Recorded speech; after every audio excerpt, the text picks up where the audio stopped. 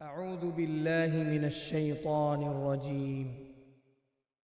بسم الله الرحمن الرحيم. أعوذ بالله من الشيطان الرجيم. بسم الله الرحمن الرحيم. تو یہ رمضان اللہ کی رحمتوں کو لینے کا مہینہ آ رہا ہے. اس میں فرض 70 فرض کے برابر ہو جائے گا، نفل فرض کے برابر ہو جائے گا. تراویح کے ہر سجدے پہ 1500 نیکی لکھی جائے گی، اور تراویح کے ہر سجدے پر جنت میں ایک محل بنے گا جس کے 60,000 سونے چاندی کے دروازے ہوں گے. کتنی بڑی کمائی ہو گئی. پہلے دن تو بڑے نمازی آئیں گے، تراویح بھی پڑھیں گے. اگلے دن ایک صف گئی، اگلے دن دوسری صف گئی، اگلے دن تیسری صف گئی، پھر خالی. یہاں طاہا مسجد کافی بڑی ہے، ادھر وہاں باہر ایک بورڈ لگ جائے کہ یہاں تراویح پڑھنے والے کو 150 روپے فی سجدہ انعام دیا جائے گا. تے ایتھے ڈنڈے سوٹے نہ لڑائیاں ہونیاں تھارا لینا سے، اوتھے ہی بندے چڑھے ہوں.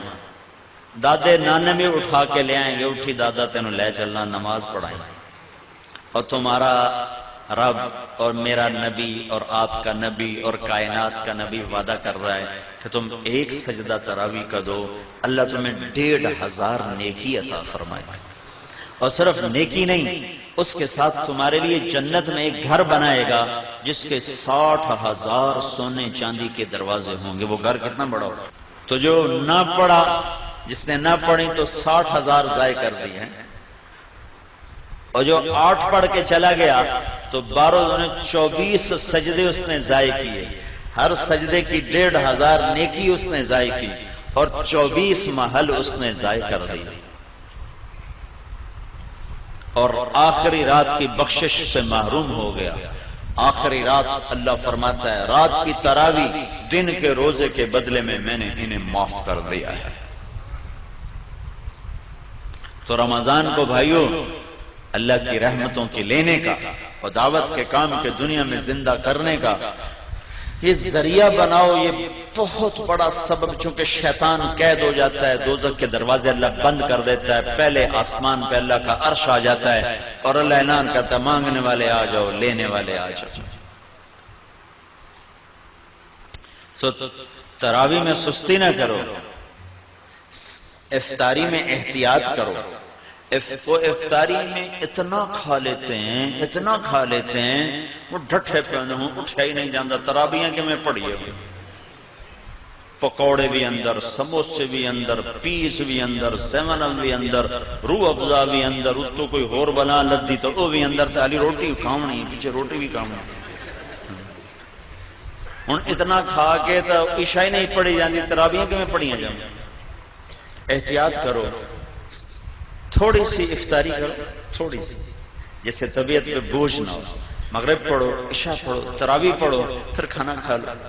لیکن جیسے لوگ حملہ کرتے ہیں دسترخوان پہ، اگر ایسے کرو گے پھر تو تراویح کو نہیں پڑھیاں جاؤں، پھر تو کھاندے نال ستے پہ ہوندے، کھا فنائی پھیر دیں گے.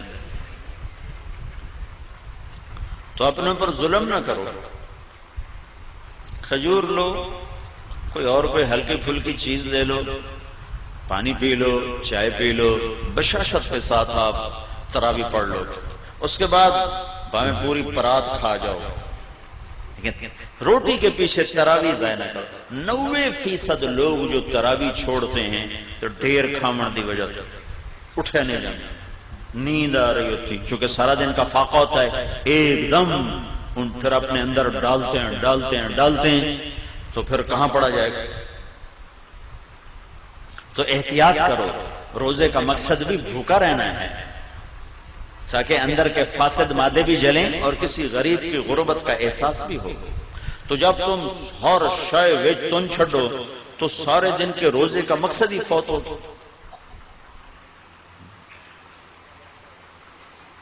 وہ دسترخوان اٹھ رہا تھا تو ایک ساتھی کہنے لگے ہائے مطلب چنگو کھا پی، کہنے لگے ہائے.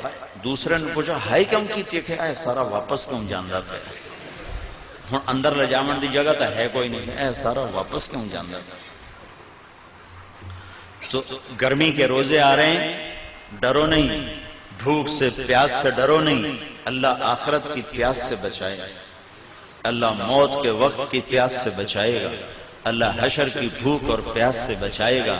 اور اللہ تعالیٰ فرماتا ہے روزے کا بدلہ میں خود ہوں، اور اللہ کے نبی اپنے ہاتھوں سے کوثر کا جام پلائے گا، اور خود اللہ تمہیں پلانے والا ہوگا، وَسَقَاهُمْ رَبُّهُمْ شَرَابًا طَهُورًا، اللہ خود تمہیں اپنی جنت کے جام پیش فرمائے گا، کلو میرا بندہ آج یہاں پی، تیرا رب ساقی ہے۔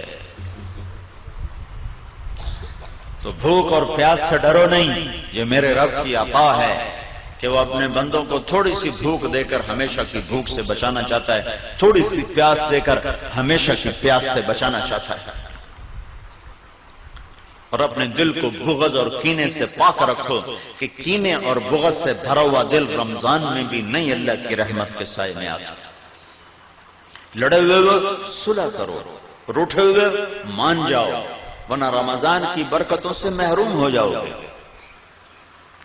چھوٹے پن جاؤ، نیچے جھک جاؤ، نیچے پڑ جاؤ، تاکہ اللہ پاک پچھلے سال کے سارے گناہوں پر قلم پھیر۔ رمضان کا مطلب ہے جل جانا، رمضان رمضان یرمضو، جل جانا۔ تو رمضان کے مہینے کا نام رمضان کیوں رکھا گیا ہے کہ اس میں اللہ تعالیٰ پچھلے سال کے سارے گناہوں کو جلا کے ختم کر دیتا ہے، اس لیے روزے کے مہینے کا نام رمضان رکھا گیا ہے۔ تو میرے بھائیو، یہ اللہ کے دربار میں کمائی کا سیزن آ رہا ہے، رمضان شہر رمضان الذی انزل فیہ القرآن، اسی میں میرے نبی کو نبوت ملی، رمضان میں نبوت ملی۔ ہر نبی کو رمضان میں کتاب ملی۔ یکم رمضان کو ابراہیم علیہ السلام پہ کتابچے آئے، 2 رمضان کو موسیٰ علیہ السلام پہ تورات آئی، 6 رمضان کو داؤد علیہ السلام پہ زبور آئی، 12 رمضان کو عیسیٰ علیہ السلام پہ انجیل آئی، 21 رمضان پیر کی رات میرے نبی پر اللہ کا قرآن آیا اور نبوت کا تاج پہنایا۔ اس میں شب قدر اللہ نے رکھی، 21، 23، 25، 27، 29، 5 راتیں جاگ لو، 1000 مہینے کی عبادت سے زیادہ کا اجر اپنے خزانوں میں، اپنے کتاب میں لکھوا لو، اور اللہ کے خزانوں سے ساری زندگی کے گناہ معاف کروا لو اور جنت کے فیصلے کروا لو، صرف 5 راتیں جاگ کر۔ 5 اعتکاف بیٹھنے والا تو سویا ہوا بھی ہو تو عبادت لکھی جاتی، جو اعتکاف میں ہمارے نبی نے ساری زندگی اعتکاف نہیں چھوڑا، ساری زندگی، اور جس سال دنیا سے جانا تھا اس سال آپ نے ڈبل اعتکاف کیا، 20 دن کا اعتکاف کیا۔ نہیں، آپ نے 11 ہجری میں آپ کا وصال ہوا ہے تو 10 ہجری کا جو رمضان آیا اس میں آپ نے 20 دن کا اعتکاف فرمایا۔ ہر سال آپ رمضان میں اعتکاف میں بیٹھتے تھے مستقل، اور ایک دفعہ آپ نے اعتکاف اپنا توڑ دیا کسی وجہ سے، تو پھر شوال میں آپ نے 10 دن کا اعتکاف فرمایا۔ اعتکاف کرنے والا ایسا ہے جیسے اللہ کے دربار پہ جا کے بیٹھ گیا، جو سخی کے در پہ بیٹھتا ہے وہ لے کے ہی اٹھتا ہے۔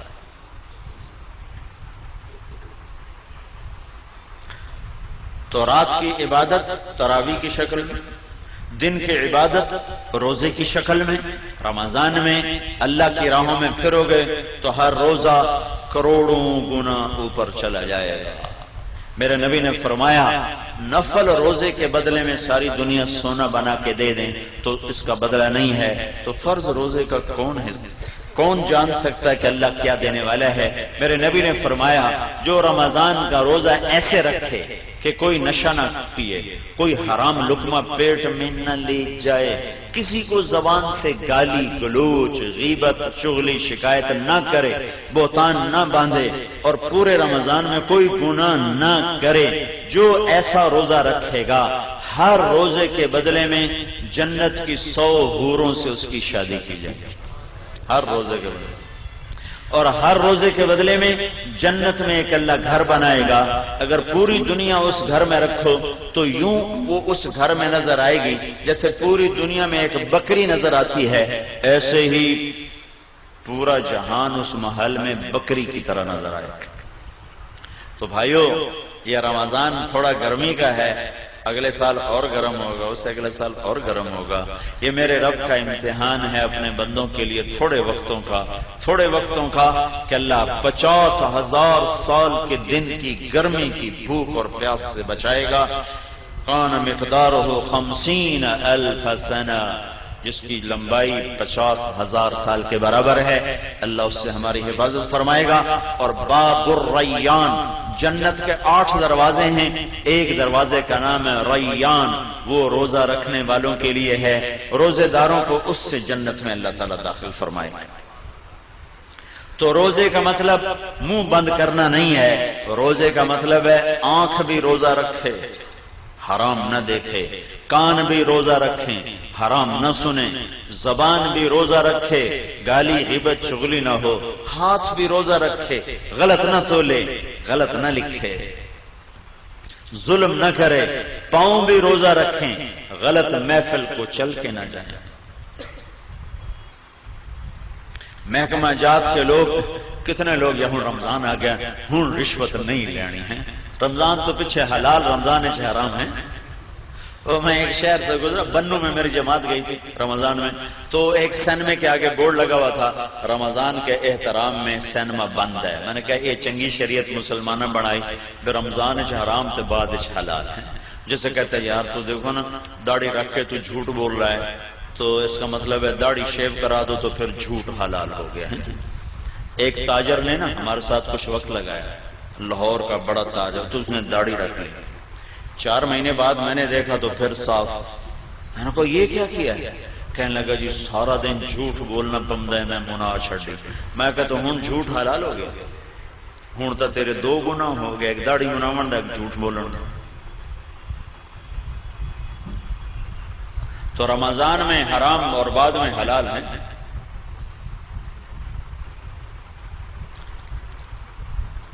تو جو شریعت میرے رب نے حرام کی، شریعت میں جن چیزوں کو حرام کہا ہے وہ رمضان میں بھی حرام ہے، بعد میں بھی حرام ہے. تو بھائیو سارے جسم کا روزہ رکھو اور اللہ کی راہوں میں نکل کر اپنے روزوں کو قیمتی بناؤ اور تسلی رکھو.